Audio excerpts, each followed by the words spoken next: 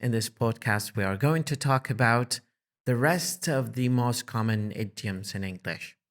Actually, my day is really busy. Sometimes I bite off more than I can chew.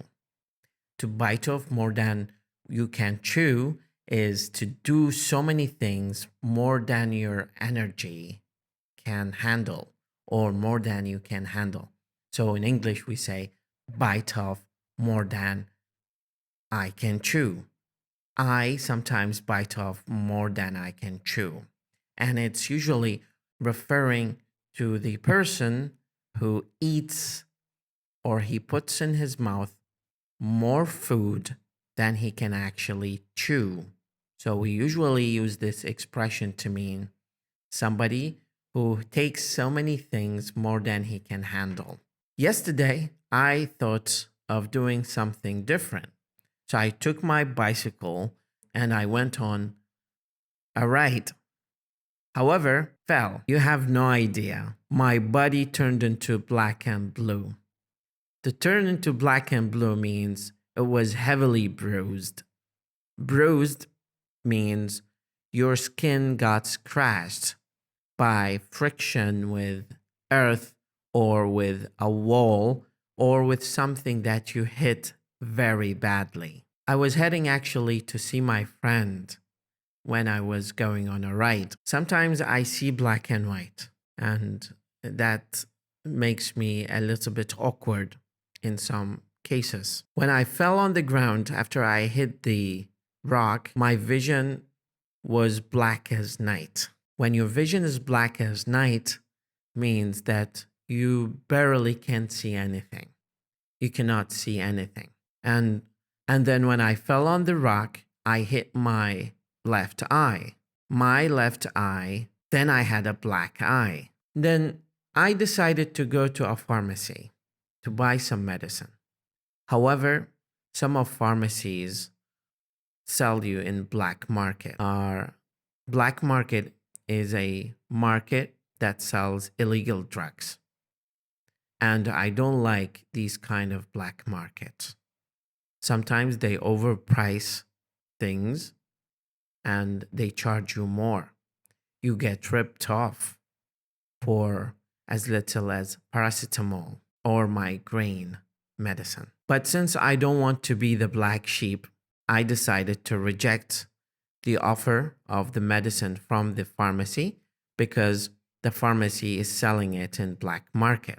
And I should tell you, they blacklisted me for this kind of action that I did. I don't want people to blackmail me for selling me things with overcharged amount of money. To blackmail somebody is to extort something from that person without his will or without his intention of giving it to you. I was happy because what happened to me in that accident was a blessing in disguise.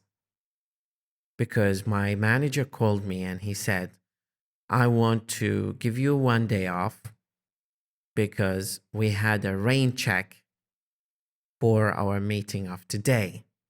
To have a rain check for your meeting of today is when things get canceled or postponed to another time. Not to tell you, it's a secret, but my manager had a date.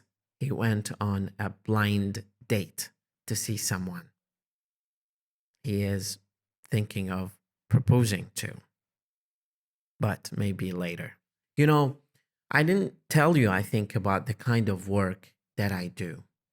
It's very professional work.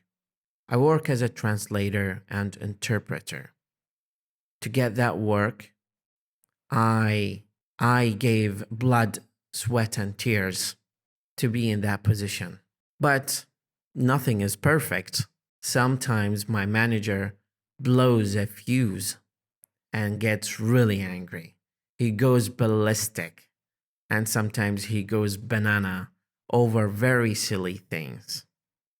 But sometimes we feel he just wants to blow some steam or gets rid of stress and depression because he's still single. In the beginning, I wanted not to work that is called a blue collar. A blue collar career is a person who does a lot of manual work. We call them blue collar. Sometimes I compare myself to my manager, but my manager was born with a silver spoon in his mouth. His family was really rich. However, I was a bookworm. And when I compare myself to him now, despite the fact that he was born with a silver spoon in his mouth, I'm better intellectually and I can talk with a lot of people.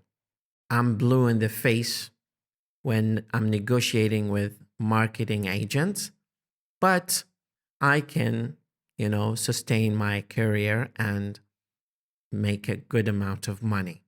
Later that night, I got bolt from the blue.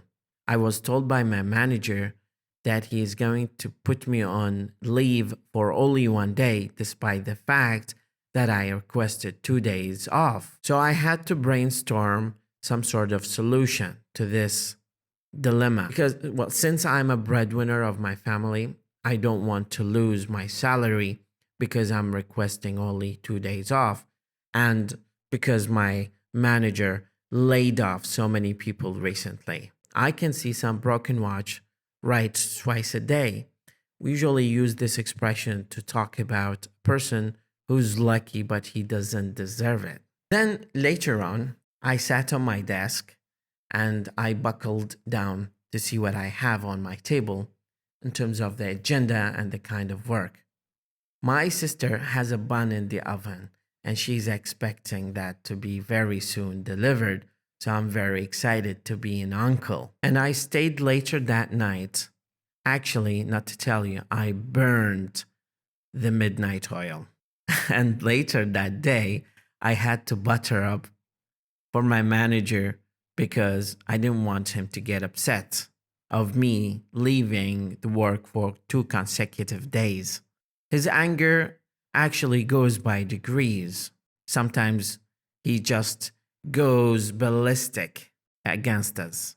And one day I had to escape by the skin of my teeth because he was really furious. I called him later and then I tried to butter up the conversation. So he said, let's call it a day. Stop doing our work for today and let's resume our work tomorrow. That's in a nutshell part of the idioms that we use in conversation. Try to write them down in your notebook and make sure you practice them for 14 days. Have a wonderful day.